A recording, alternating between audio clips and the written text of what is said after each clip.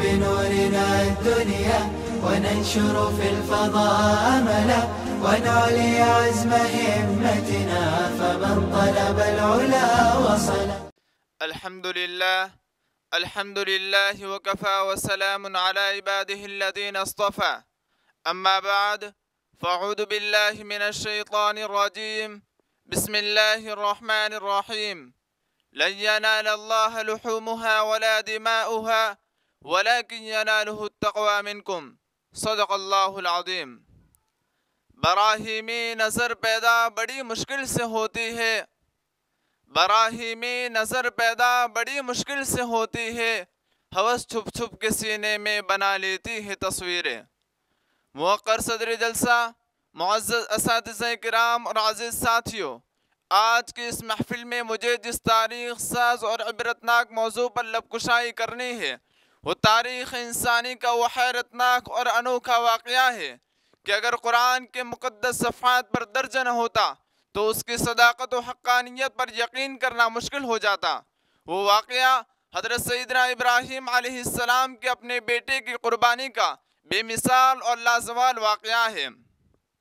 حضرات، زمانہ کروٹیں لیتا رہے گا، حالات بدلتے رہیں گے، اس کارگاہ عالم میں انقلابات رونما ہوتے رہیں گے، داستانیں وجود میں آتی اور بنتی رہے گی، مگر محبت و دوستی کی یہ داستان انمٹ ہے، اثار و قربانی کا یہ واقعہ زندہ جاوید ہے جو رہتی دنیا تک کے انسانوں کو درس عبرت دیتا رہے گا، نئے نئے فتنے فلک لاتا رہے گا، چمن پہ آگ یوں ہی برسایا کرے گا، مگر ایک پھول تاریخ چمن میں وجود عشق منواتا رہے گا۔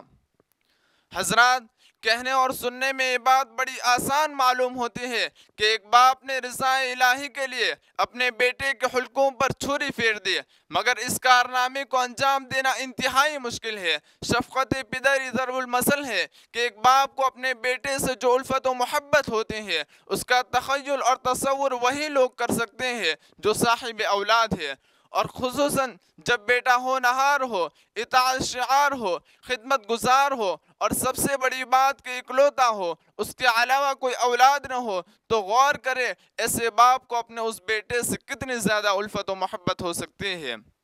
مگر نہیں، جس کا دل نور ایمان و یقین سے منور ہو، جسے خدا وحدہ لا شریک لہ کی معرفت حاصل ہو، جس کا باطن محبت، اطاعت، خلت اور تسلیم و رضا کے چراغوں سے منور ہو، وہ حکم خداوندی پر محبوب سے محبوب شے کو، مطلوب سے مطلوب شے کو نچھاور کر سکتا ہے۔ مال، آل و اولاد، شان و شوکت، حکومت و بادشاہت، حتیٰ کہ رضا الہی کے لیے اپنے جان عزیز کا نذرانہ بھی پیش کر سکتا ہے۔ یہی وہ چیز ہے کہ جس نے حضرت ابراہیم علیہ السلام کو اپنے بیٹے کی قربانی پر نہ صرف آمادہ کیا بلکہ بے تاب و بے قرار کر دیا، اور یقین کر لینے کے بعد کہ یہ صرف ایک خواب نہیں ہے بلکہ حکم خداوندی ہے اور مجھ سے میرے بیٹے کی قربانی کا مطالبہ کیا جا رہا ہے، اپنے بیٹے حضرت اسماعیل علیہ السلام کو بلا کر فرمایا، قال یا بنی انی ارى فی المنام انی اذبحک فانظر ماذا ترى۔ اے پیارے بیٹے، میں نے خواب میں دیکھا ہے کہ میں تجھے ذبح کر رہا ہوں، لہذا تم غور کر لو تم کیا مناسب سمجھتے ہو۔ سامعین، حضرت ابراہیم علیہ السلام اپنے بیٹے سے مشورہ نہیں لے رہے ہیں بلکہ اپنے عزم و ارادے پر مطلع فرما رہے ہیں کہ خدائی حکم پر میں نے تمہیں ذبح کرنے کا فیصلہ کر لیا ہے، چاہے تیری مرضی ہو یا نہ ہو، بہرحال میں تجھے ذبح کروں گا اور مرضی الہی کی تکمیل کروں گا۔ ہاں، اگر تو خود سوچ لے اور رضا و رغبت، خوش دلی اور خندہ پیشانی سے ذبح ہونے کے لیے تیار ہو جائے تو نور علی نور ہے۔ چنانچہ بیٹا باپ کے اس تجویز و فیصلے پر احتجاج کر سکتا تھا، تأمل کر سکتا تھا، ذبح ہونے سے انکار بھی کر سکتا تھا، سوچنے سمجھنے اور غور و فکر کی مہلت بھی مانگ سکتا تھا، مگر یہ خاندان نبوت کا پروردہ تھا، حضرت حاجرہ علیہ السلام جیسی خدا ترس خاتون کا بیٹا تھا، حضرت خلیل علیہ السلام جیسے موحد کا گوشہ جگر تھا، وہی صاف شفاف خون اس کے رگوں میں دوڑ رہا تھا، وہی جوش و جذبہ اس کے دل کے اندر انگڑائیاں لے رہا تھا، وہی جانثاری اور اطاعت شعاری کی کیفیت سے وہ سرشار تھا۔ چنانچہ اس نے بلا تردد، بلا تذبذب برجستہ کہہ دیا، قال یا ابت افعل ما تؤمر ستجدونی انشاءاللہ من الصابرین۔ یہ فیضان کرم تھا کہ مکتب کی کرامت تھی، یہ فیضان کرم تھا کہ مکتب کی کرامت تھی، سکھائے کس نے اسماعیل کو آداب فرزندے۔ حضرات جب سے دنیا بنائی گئی تھی، اثار و قربانی کا ایسا انوکھا واقعہ، ایسا حیرتناک منظر کبھی بھی مشاہدے میں نہیں آیا تھا۔ تاریخ بنی آدم میں یہ اپنی نوعیت کا پہلا منظر تھا۔